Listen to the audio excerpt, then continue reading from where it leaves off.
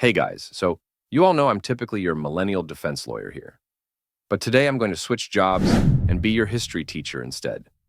You see, apart from being unfairly labeled as lazy and entitled, Gen Z is also constantly being told by delusional boomers that you should be grateful. You have it better than anyone in human history. If you're a young person, you've undoubtedly heard this at least once from your asshole boomer parents. But is this actually true? The thing is, no one who makes this claim has taken any time to actually research the 10,000 years of human history to verify it. So I took it upon myself to do so, and what I discovered was very interesting to say the least. From the caveman era to the Middle Ages to even the Great Depression. Throughout most of human history, people actually had far better wages and working conditions than Gen Z has today. And you're about to see all the reasons why. Let's get this show on the road. Gen Z is lazy? The truth is, Gen Z actually works more than any generation in human history. This is a historical fact, not an opinion, and I will soon prove it to you. But yes, you heard that right. In the roughly 10,000 years of human history, from the caveman era to the Middle Ages to the present day, Gen Z works more hours than anyone else, and to be honest, it's not really even close. There are many lies delusional boomers and corporate shills try to tell us in order to gaslight and manipulate us into accepting their absolute dogshit wages and horrid working conditions. My favorite one of all time is, but you guys have it better than anyone in human history. You spoiled, ungrateful brats. Now, at face value, it's kind of easy to just accept this premise without questioning it. Logically, it makes sense that technology improves in a linear trajectory over time, and thus, human quality of life should follow suit. But if you actually take the time to do even a little historical research, you will quickly see that this narrative collapses harder than economies run by boomers. This is going to be quite an interesting historical journey, so strap in and let's get this show on the road. For the purposes of this video, I've chosen to hone in on 3 specific eras in human history, where experts universally agree that humans had some of the most insane working conditions. The beginning of humanity some 10,000 years ago with hunter-gatherer tribes, the era of medieval peasants and feudalism, and finally, the sharecroppers of the post-Civil War era. And yes, Gen Z actually has to work more than all of them. How? Well, let's find out. Let's kick things off with the beginning of mankind, the days of cavemen hunter-gatherer tribes. Anthropological evidence suggests that hunter-gatherer tribes only worked about 20 to 30 hours a week in order to meet their basic needs. Work back then, if you want to call it that, simply consisted of foraging, hunting, and gathering food. If you've ever gone out hunting or picking berries, you'll know that these activities do not require continuous non-stop effort, the way a modern job does. Sometimes if you hunt down a really big game, the food can even last you for days. They had no screaming bosses, no deadlines, no pressures to climb the corporate ladder. The only reason they had to work was short-term immediate survival, meaning once their work was done, once they hunted or gathered enough food for the day, they could just sit back and relax. There was no such thing as having a set, standard 8-hour workday, where even if you complete your tasks early, you still have to clock in 8 hours, purely for the sake of clocking in 8 hours. Historical evidence shows that they typically worked about 4 to 6 hours a day, and the rest of their time was spent on rest, leisure, storytelling, and community bonding. All luxuries that Gen Z doesn't have today. As a matter of fact, the boomers screwed up the economy so badly that you could even argue Gen Z today doesn't have it better than the cavemen of 10,000 years ago.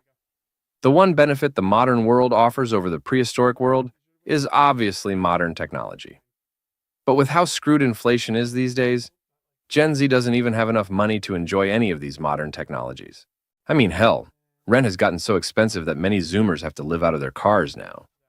Personally, I'd actually rather live in a cave than in a car, though you could make a case for either. Gen Z pretty much has to work all day over 8 hours just to barely survive with basic food and water now. Something cavemen were able to do, working just 4 to 6 hours per day. It's really saying something that the boomers screwed over the economy and society so badly that future generations after them are barely living better than cavemen, if at all. So this is an era where things get a lot more interesting. When you think of historical eras with the most unpleasant and inhumane working conditions, The life of a medieval peasant is certainly one of the first ones that comes to mind. Life of a medieval peasant under feudalism was absolutely brutal. Peasants worked long, grueling hours from sunrise to sunset, anywhere from 10 to 14 hours a day. Farm work was incredibly physically demanding, especially with the more primitive tools they had to work with back then. The archaic system of feudalism also meant that there was no hope of upwards mobility. If you were born a peasant, you were a peasant for life, and that was that.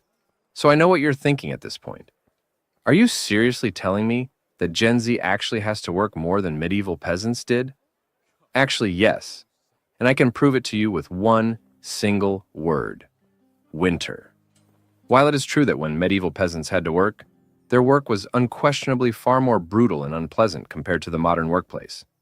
The key word in that sentence is when they had to work. Because unlike Gen Z, they didn't have to work all year round. Farm work was pretty much the only form of work medieval peasants did back then, which meant in the colder winter seasons, work was physically impossible, as farms would be frozen solid. So, what did they do during these colder months of the year? Well, they rested, a lot more than Gen Z gets to rest today. When you combine the cold winter months of the year along with the numerous religious holidays and festivals they had back then, historians estimate that medieval peasants only worked a grand total of about 150 days per year. This is well under half of the year, something I'm sure Gen Z would beg to have in the modern day and age. Fun fact about that era, they had between 30 to 50 days per year of religious holidays, where even the peasants would get to rest and enjoy the festivities.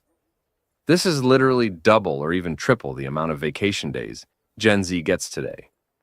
When we zoom out and take a quick comparison overview of total days worked per year between medieval peasants and Gen Z, we see it's not even close, as Gen Z has to work a shocking 100 days more per year than medieval peasants did for essentially the same thing: basic food and shelter to survive, and that's it.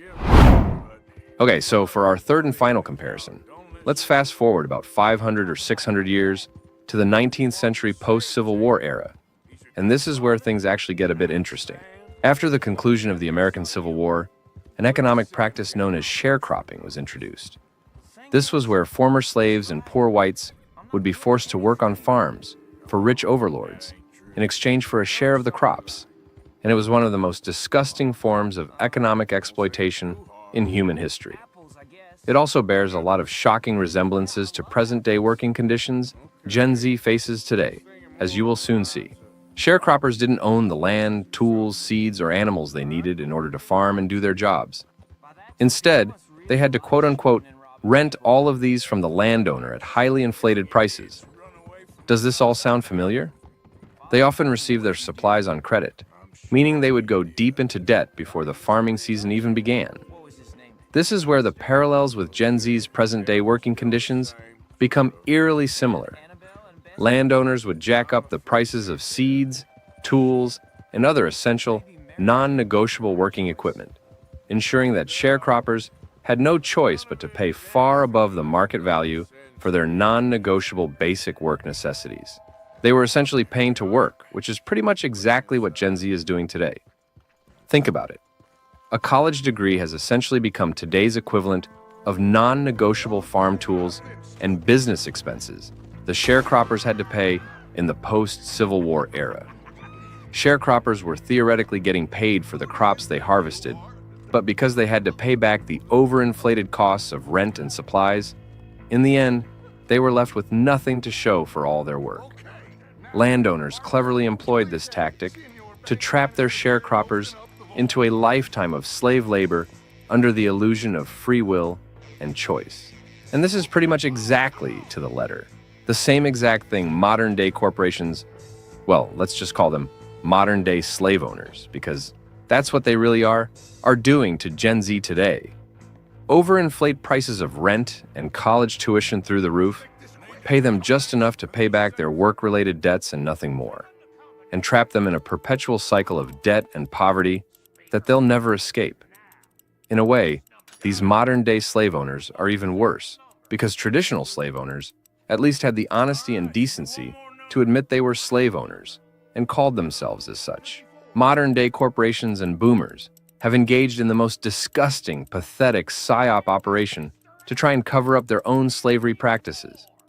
They tell you that you're lazy and entitled for wanting more, that you should be grateful, that you have it better than anyone in human history, which we just completely disproved, that you live in the greatest nation on earth and you can make it if you work hard.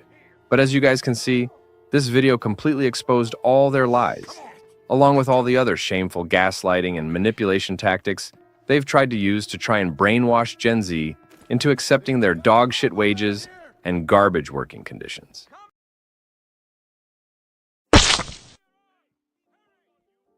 Look at a historical standpoint too. Life never really was this easy for all of human history. We have it very easy right now. As bad as things are right now, we still have it very easy. The gaslighting just never stops, does it? This is probably the biggest and most damaging lie that Gen Z is constantly being told, and we're going to expose why in this video. Human history is a long-ass time. The Homo sapiens species first appeared around 300,000 years ago, and recorded human civilization began about 5,000 years ago in modern Egypt. If you're going to claim that we have it better than anyone in human history, do yourself a favor and at least research a bit of human history before making such a bold statement. This type of simple-minded thinking is rooted in a logical fallacy that everything automatically improves over time, and therefore, the modern era is always the best era to live in. But this is just flat-out false. Yes, generally speaking, things get better over time. But progress is hardly linear. It's filled with a bunch of peaks and valleys. For example, the Dark Ages came after the Roman Empire. But every credible historian would unanimously agree that life was way better in the Roman Empire. And this leads us to the topic of today's video. Modern-day Gen Z Zoomers arguably have a tougher life than people who lived during the Great Depression. I'm not sure if it's actually harder today, but you can certainly make the case that it is. It's definitely a lot closer than most people think. Now, unlike the guy in the beginning of the video, I actually did a ton of historical research to back up the claims about to make. And I've put all my sources in the video description in case you're curious to see for yourself. I'm doing this because honesty, objectivity, and historical accuracy matter. So, let's get this show on the road. Part 1. Psychological differences. Economically speaking, there's no question that people had it harder during the Great Depression, even when factoring in how bad things are today. I'll go more in detail about this a bit later. Psychologically speaking, though, I'd argue things are a lot harder today. As I was doing my research for this video, I became incredibly curious as to how people actually survived during the Great Depression. This was a time when there was virtually no safety net at all. If you live in America, you probably feel like there's not much of a safety net even now, and you're definitely not wrong. But back then, there was literally zero safety net for anyone. Children would even starve on the street if their parents lost their job. Combine this with the fact that the unemployment rate was as high as 25% back then, and you wonder, how did anyone survive? The answer is that they leaned into community a lot. According to the History Channel, churches would often organize potlucks as a way for people to share food and socialize with each other. Back then, everybody, old and young, was hit hard, and thus people understood and empathized with each other's struggles, and they did their best to help each other. You didn't have what you have today, where the asshole older generations are constantly telling you you're just lazy and need to pull yourself up by the bootstraps. Parents kicking out their kids or criticizing them for not being able to get a job would have been an unspeakable horror back then. Although things were undoubtedly hard, materially speaking, you at least had a society and a community that had your back and supported you. Now you have an awful piece of shit society that at best doesn't care about you, and at worst actively criticizes, demonizes, and gaslights you. Part of what has been so psychologically devastating for the mental health of Gen Z isn't just the dogshit economy they live in. It's also the insane, unrealistic pressure to be successful despite this dogshit economy. Imagine how much easier life would be for you psychologically speaking if people just empathized with your problems instead of having this insane, unrealistic pressure for you to be hyper successful. In this aspect, Gen Z even has it worse than us millennials like myself, who came of age during the 2008 Great Recession. We went from your community and family supporting you through tough times, to your asshole boomer parents kicking you out during a financial crisis, to now with social media, constant reminders of how successful everyone else is, and your asshole boomer parents telling you that you should be like that too, but you're just lazy. Part 2. Physical and mental health. Something very dark and disturbing happened in the year 2017. For the first time in over a century, life expectancy in the United States actually went down. This just goes to show, no matter how much they gaslight you, the numbers will eventually tell the truth in the end. Now, in contrast, here's a very interesting fact about the Great Depression that still puzzles historians to this day. Did you know that despite how difficult of a time the Great Depression was, the average life expectancy in the US actually rose by 6 years in that time period? And this was just for whites. For blacks, life expectancy actually rose a stunning 8 full years, nearly a decade. Why? No one knows exactly, but there's a few compelling theories. For one, people couldn't afford cars, so there were less fatal car accidents. Also, people couldn't really afford cigarettes back then either, so smoking also went way down. But to me, the most compelling theory is this one from the History Channel itself. There's also research suggesting that during U.S. economic expansions, people smoke more, experience more stress, and get less sleep. All these factors can have a negative impact on health. This could apply not just to the Great Depression, but other economic downturns in the 20th century. This is just definitive proof of how much harder from a mental health standpoint it is for Gen Z today. Physical stress in moderate amounts is actually healthy for human beings. We evolved from our cavemen ancestors who were constantly running around, hunting, and building stuff. Mental workplace stress, on the other hand, is a relatively new, modern phenomenon. Our human condition just isn't built to handle it, and it shows in the statistics. Part 3. Inflation. If a time machine existed and you gave every Zoomer a choice to go back in time to the 1930s, every single one of them, if they had even a slight bit of savings, would take it. This Reddit thread recently blew up from a guy who tracked down his grandfather's rent in the Great Depression era. One of his grandfathers rented a 6-bedroom house for just $17 a month, which approximated to about 25% of his overall salary. The other rented a $19 a month 4-bedroom house, which only came out to about 17% of his overall salary. Compare that to today, where Gen Z has to spend well over half their total income on just rent prices alone. The overall point of this thread was that, statistically speaking, renters are literally worse off now than during the Great Depression. If you're a Zoomer today with even $100 saved up in the bank, that would pay off an entire 6 months' worth of rent if you took a time machine back to the Great Depression. If you have $200 saved up, you could pay a whole year's worth of rent. If you had $1,000 saved up, you could instantly pay off 5 full years of rent immediately. How cool would that be? If we take a look at other cost of living metrics outside of rent, it gets even worse for Gen Z. Sugar cost 59 cents for 10 pounds, vitamin D milk was 50 cents a gallon, ground coffee cost 39 cents per pound, bacon was 32 cents per pound, and eggs were 18 cents a dozen. For those who could win a place, tuition at Harvard cost $420 a year.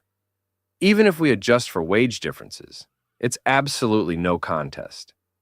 The average salary back then was $1,731 back then, meaning an average salary was enough to rent a house, pay all your own food and bills, buy a new car, and go to Harvard with absolutely no student loan debt. Raise your hand if you're a Zoomer who would take that deal. Yeah, I'm pretty sure every Zoomer just raised their hand right now. Part 4. The final verdict. So who actually has it worse? Modern-day Gen Z or people who lived through the Great Depression? I consider myself somewhat of a Gen Z defense lawyer, and my mission on this channel is to expose all these BS lies from delusional boomers who gaslight you into thinking you're just lazy and you have it better now than ever before. That being said, I'm also honest and objective, and I did a lot of thorough historical research for this video. My final unbiased verdict is that, despite everything we just discussed, I'd still have to say the Great Depression era was harder than modern-day Gen Z life today. Though not by as much as you'd think, and you could certainly make an argument for either. Some of the stories I read when researching this were absolutely heart-wrenching. The fact that there was no social safety net back then meant that absolutely no one was spared if they couldn't find a job. There were massive areas of what they called Hoovervilles, homeless structures that people built with whatever scrap material they could find. The worst part of the lack of social safety net was that even innocent children weren't spared. Children starved, and as this story tells, they had to split one meatball amongst 8 children at times. There were over 200,000 vagrant children wandering the streets without parents as the Great Depression shattered their families. Young teenagers were so desperate to find work that they took the risk of just hopping on a train to try and hitch a free ride to the next city. There were no alternative life paths available to young people today, like investing in crypto, moving abroad, or becoming a YouTuber, which, although are difficult right now, were impossible and non-existent back then. I would personally say that all of this was harder than the modern-day challenges Gen Z faces, which we discussed earlier. But it's certainly at least close. But this is kind of the whole point of the video. All these delusional boomers claiming you have it better than anyone in human history just mindlessly throw out this statement without actually bothering to do even a slight bit of historical research. When I actually took the time to do some historical research, I literally had to handpick the absolute worst economic time in American history to find an era where people had it tougher than Gen Z today, and even that is very close and debatable. If you picked any other era in the 20th century, the roaring 20s, the booming post-war economy of the 60s, even the somewhat recent 90s, it's absolutely unquestionable that not only do we not have it better than anyone in human history right now, we're actually living in one of the worst times in human history, which boomers themselves created and now blame us for. Free market economics works both ways. This is why Gen Z is lazy. For example, when Hollywood makes a movie that flops, which they've been doing a lot lately, we don't say people were too lazy to go see the movie. We rightfully recognize that the movie just sucked and didn't give people enough value and incentive to want to go out and see it. The people weren't too lazy to go see the movie. Hollywood was too lazy to make a good enough movie for people to want to see. And in the same exact way, modern corporations in society are as big of a joke as Hollywood now. The salaries, benefits, and overall futures they're offering young people these days is about as garbage as every Hollywood movie has been the last few years. So it's not that Gen Z is lazy for not wanting to accept their garbage. It's that modern corporations and society are the actual lazy ones for not producing a good enough society and economy where there's actually enough value and incentive for young people to work. I was having a conversation with my boomer stepfather recently, as I was genuinely curious how life actually was in the 60s. Unlike most boomers, this guy's actually relatively reasonable and objective, and he admits things have gotten harder today. I asked him what minimum wage and rent were when he was in his 20s. He responded that minimum wage was about $1.85 per hour, and his rent was about $50 per month. To correspond anecdotal evidence with empirical data, I went ahead to double-check and cross-reference this with official historical data. It was surprisingly hard to actually find official statistics of the 1960s economy and living costs. You would think that given we're living in the absolute peak of the information age, where you can look up anything with a click of a button, it should be easy to find. But I had to do a lot of digging to find official statistics. Really makes you wonder if they're intentionally hiding this information in order to keep gaslighting the youth into believing you have it better than ever today. Anyways, after a lot of digging, I finally found some official stats. According to these websites, minimum wage in the 60s was around $1.60 depending on the exact year, and average rent across America was $71. I suppose my dad just found a cheaper than average location, but the point remains the same. Rent was insanely cheap back then. Delusional boomers will often respond with, "But wages were lower back then too." So let's see exactly how much wages were relative to rent. Taking out a simple calculator to do some 5th grade math here, we see that 71 divided by 1.6 comes out to around 44.4. This means that in a little over a week's worth of full-time minimum wage work, a boomer could have paid his entire rent for his own apartment for the whole month. This meant that rent only cost 1/4 of his monthly wage, and the other 3/4 could be used on food, leisure, hanging out, enjoying life, going on dates, all things that have become unaffordable for young people today. Keep in mind, this is just a minimum wage job. A job just about everyone back then could get straight out of high school. No training, no qualifications, no student loans debts, no having to apply to a million applications online. Things back then were literally as simple as walking into a restaurant, asking if they needed help. And most of the time, the answer was yes, and they'd give you a job. Not only did jobs pay way more, but they were way easier to get. Now let's compare this to the rent minimum wage ratio for Gen Z today. Rent prices across America average out to $1,739 today. Minimum wage is the same dogshit $7.25 it's been since 2009. Do you remember that boomers only had to work 44 hours to pay their whole rent? Keep that figure in mind because the next number is about to shock you. When we divide today's average rent by the minimum wage, the amount of hours Gen Z would have to work just to pay their rent is a shocking, brace yourselves, 240 hours. This is a shocking 6 times more than what boomers had to do. And please spare me the whole, "Oh, if you don't want to work minimum wage, you need to go out and acquire a skill." What skill did you have to acquire to make effectively 6 times more money in the 1960s? That was the minimum wage that just about everyone was able to make back then, even out of high school. It wasn't like back then you had to get a PhD and wear a nice fancy suit just to make the minimum wage. So just cut the crap with that nonsense. Now, let's do one more stat comparison here.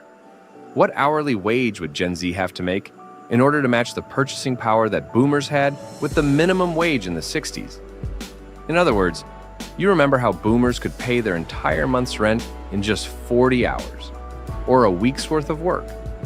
How much would Gen Z have to be making per hour in order to be able to do the same? To find out, let's put our 5th grade math skills on again and divide $1,739, the average rent price, by 44. The answer comes out to a shocking $39.50 per hour. That's right. The average boomer was making the equivalent of $40 an hour on a minimum wage job. Now let me ask you this.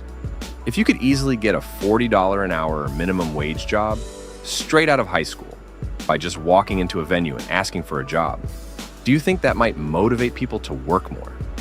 Do you think that might make people, quote unquote, less lazy? These are all obviously rhetorical questions that don't even need answering. It's time we start looking at laziness as a two-way street. All of the problems you see in today's economy originated in the 2000s, when the oldest Gen Z were children and the youngest weren't even born yet. Blaming Gen Z for this is a legitimately, clinically insane opinion to have. Gen Z is being blamed for not fixing an absolute dumpster fire of a mess they inherited. Meanwhile, boomers were literally handed everything on a golden platter from their parents' generation, and all they had to do was keep the momentum going. I can understand not being able to improve your current situation, but being handed an absolute economic utopia and somehow managing to throw it all down the drain is just a completely unforgivable sin. And then on top of that, being delusional and narcissistic enough to blame the next generation as being lazy for not cleaning up the massive mess you created. This is just the worst generation ever. You're the actual lazy ones for not cleaning up your own mess. Boomers are extremely pro-capitalist and like to look at everything through a capitalist lens. I've made my opinions very clear that I think capitalism sucks, but for the sake of conversation, I'm willing to listen to capitalist philosophies if you apply them fairly and consistently. If we're going to think of everything from a supply and demand framework, then we need to equally apply it to corporations as we do to individuals. We always tell individuals that their garbage low wages are justified because there just isn't that much market demand for their skills. Well, it's time we throw their own logic right back at them and force them to live by their own philosophies. If no one wants to work, it's not because they're lazy. It's because you're too lazy to pay them enough money. It's because there's just not enough market demand and incentive to work for the dog shit low wages you want to pay. Here's a shocking statistic that will blow your mind. Did you know that throughout most of human history, the majority of humans never made it to the age of 20? I recently watched an incredible, eye-opening video from The Pursuit of Wonder, which really put a lot of things in perspective for me. In this video, he talks about how in ancient societies, life expectancies were as low as 10 years old because of the extreme child and infant mortality rates back then. Most people watching this video thought the exact same thing you or I probably did.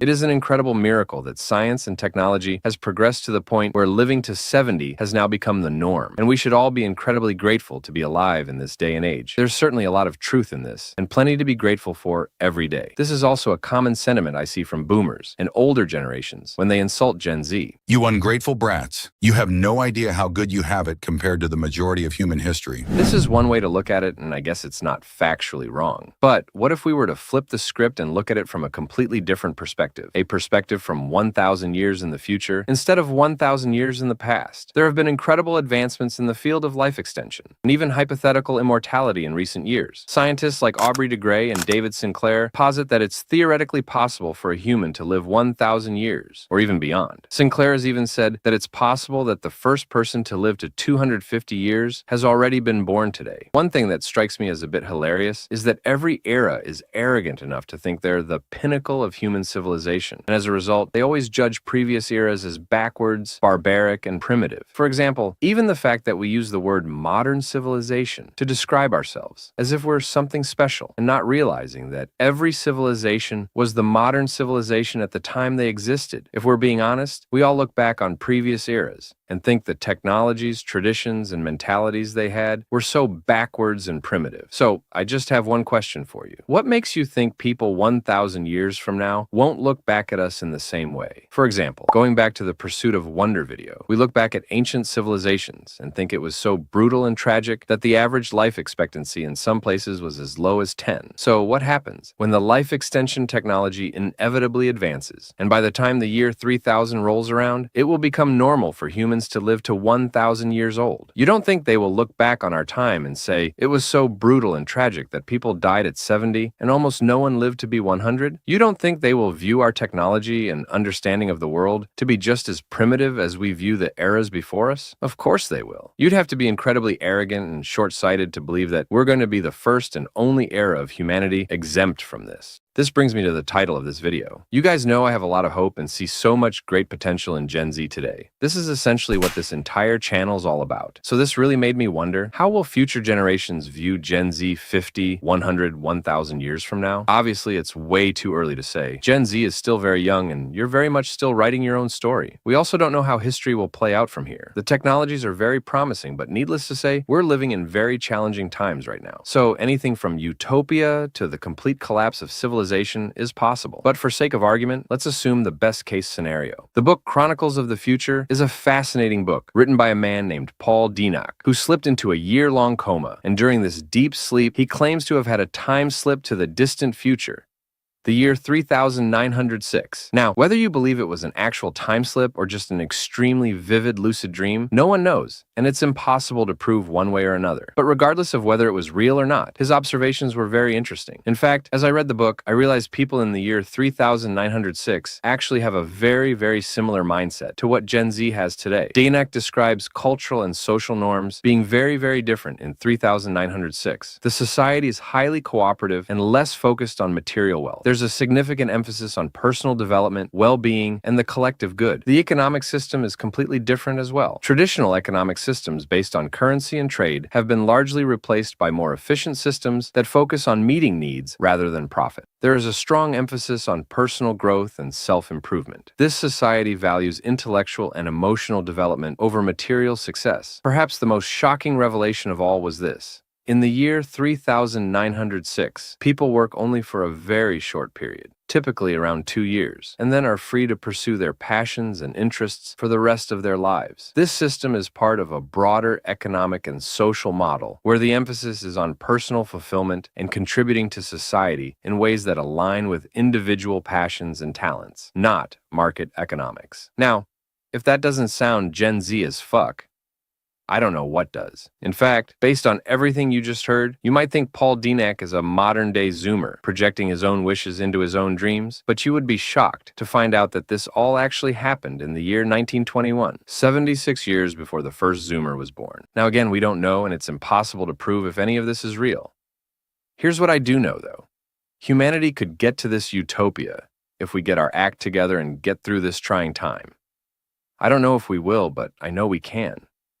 Those are two very different things, unfortunately. But if we do eventually reach that utopian future described in this book, history will view Gen Z as a major turning point that led us there. Technology will absolutely advance us to a point one day where people don't have to work anymore. The only thing that could hold us back is if people's outdated mentalities around work and materialism don't change.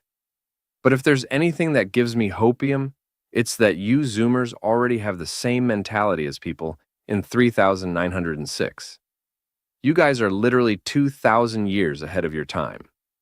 When boomers tell you things like, "Oh, you spoiled brat, stop complaining," you have it exceptionally good by historical standards. This mentality is exactly why they ruined society for us. It's not supposed to be some exceptional privilege for younger generations to have a higher quality of life than older ones. You're supposed to try to make the world a better place for future generations. In fact, if you fail to do so, something's wrong with you. The boomers themselves are no exception to this. Their parents are the greatest generation, the generation that actually fought in the trenches in World War II. They are way more spoiled, lazy, and entitled compared to their parents than we are compared to them. When I was growing up, I faced this toxic rhetoric from my boomer parents and other boomers so much that I promised myself I would never be this way to younger generations when I grew up. Now, of course, the fact that the generation after me just happened to be an absolutely awesome generation certainly made that easier. So, when it's our time to change the world and create a better future for generations after us, the only thing we should tell them is, yes, you guys have it better than anyone by historical standards. But no, you shouldn't feel like you owe us anything for that. That is simply how it should be. And that is what you should do for generations after you as well.